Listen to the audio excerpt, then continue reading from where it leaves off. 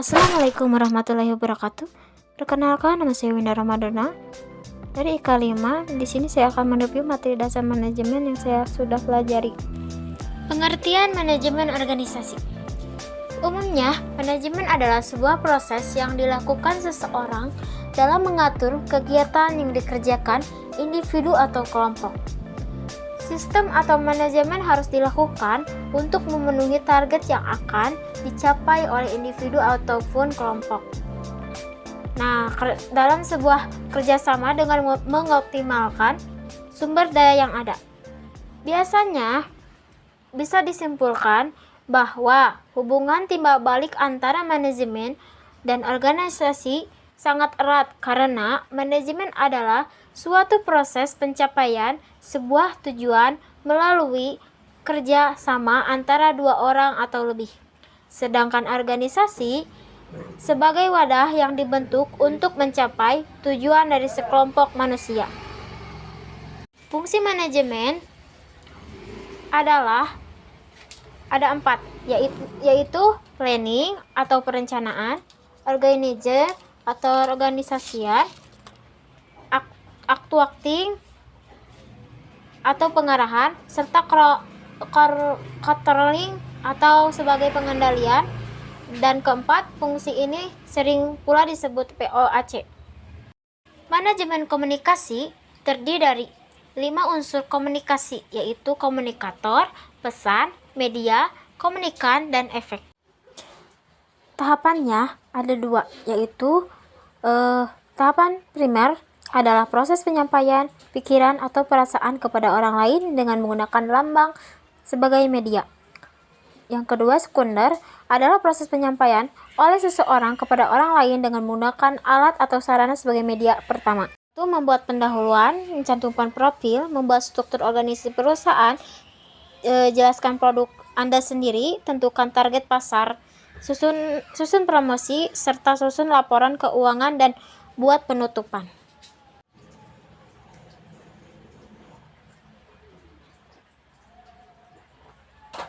Kompetensi komunikasi. Kompetensi ini pada dasarnya menggambarkan kemampuan seseorang untuk berkomunikasi dengan efektif kepada orang lain, menggambarkan bagaimana seseorang dapat interaksi cukup tepat dapat mencapai tujuan yang diharapkan. Perjalanan manajemen media konvensional ke digital. Jadi sejarah mencatat sebelum teknologi internet berkembang pesat seperti saat ini, koran, televisi, dan radio adalah sumber informasi pertama di Indonesia. Meskipun televisi dan radio menawarkan kecepatan informasi, tetapi media cetak tetaplah sebagai pemenangnya, khususnya dalam hal mendalami berita. Pesatnya perkembangan teknologi ini, informasi dan komunikasi di era digital ini membuat media cetak makin kehilangan eksistensinya. Saat ini makin banyak jumlah penerbit media cetak di tanah air yang tutup atau migrasinya ke media online. Era digital memang berdampak terhadap semua media bisnis, termasuk bisnis media seperti media cetak ini.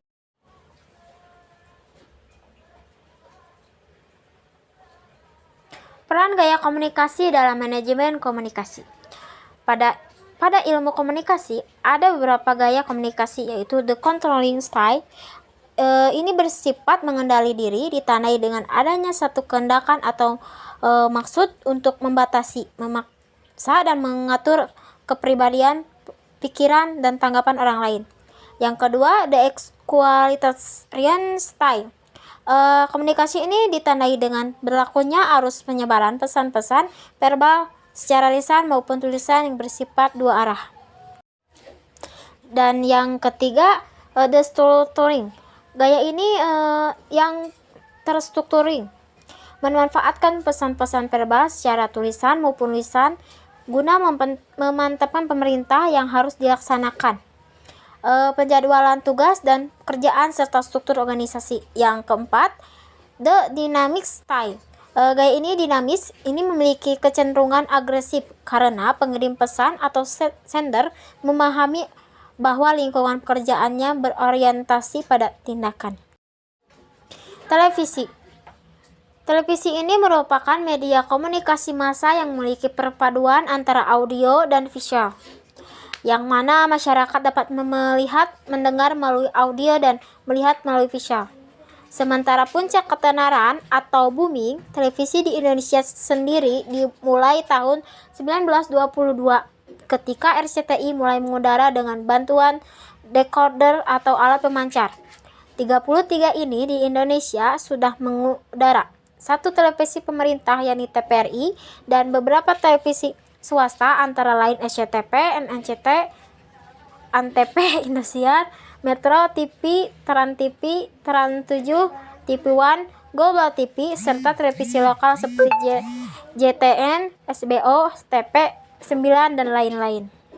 Media digital dalam aspek media sosial. Media digital pastinya berkaitan dengan media sosial karena media sosial adalah termasuk salah satu contoh dari media digital, yaitu bagian software karena media sosial memuat informasi yang terkandung dalam aplikasi dan kita pun sering melihat dalam aplikasi tersebut tersedia data, gambar, audio, bahkan video sekalipun. Salah satu fungsi media sosial adalah pada umumnya memperluas interaksi sosial manusia dengan menggunakan teknologi internet beserta web, membangun personal branding untuk para pengusaha maupun tokoh masyarakat. Radio adalah salah satu media swasta yang terkenal di Indonesia. Salah satunya itu JAK PM. JAK PM adalah stasiun radio yang berada di bawah naungan Mahaka Radio Integra. Diluncurkan sejak 2007. JAK FM memiliki program-program menarik, salah satunya program unggulan yang Sarapan Seru, Ronald, dan Taik. JAK FM ini mampu bertahan selama 13 tahun. Jadi radio ini bisa didengar oleh siapapun, dimanapun, dan tidak terbatas pada siapapun. Syaratnya cukup tersambung dengan paket data atau akses internet lainnya. Rangka telekomunikasi. Telekomunikasi adalah teknik pengirim atau penyampaian informasi dari suatu tempat ke tempat lain. Komponen pendukung komunikasi adalah informasi, pengirim, media, transmisi, dan penerima. Contoh alat telekomunikasi adalah fax, telegraf, satelit, komunikasi radio, televisi, telepon, komunikasi berbasis web yang biasa disebut milis, grup berita, bincang-bincang, situs komunitas dan atau jaringan sosial, forum berbasis web, jurnal berbasis web, permainan komputer internet, video internet, foto dan seni gambar, wiki.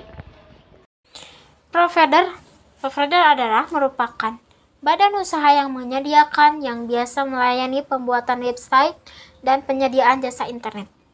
Sedangkan operator, sebuah operator telepon seluler yang operator nirkabel adalah perusahaan telepon yang menyediakan layanan untuk pengguna telepon seluler.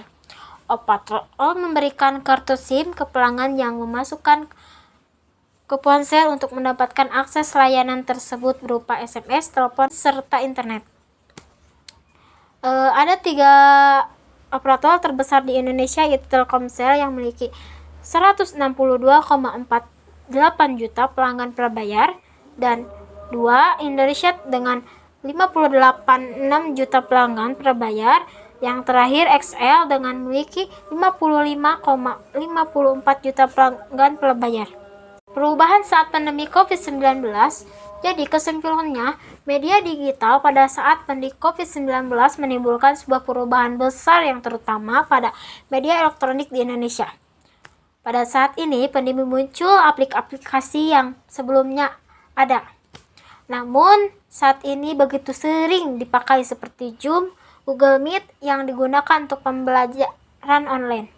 Karena saat itu aplikasi dibatasi untuk beraktivitas di luar rumah. Lalu aplikasi Gojek yang di dalamnya ada GoSend dan GoFood.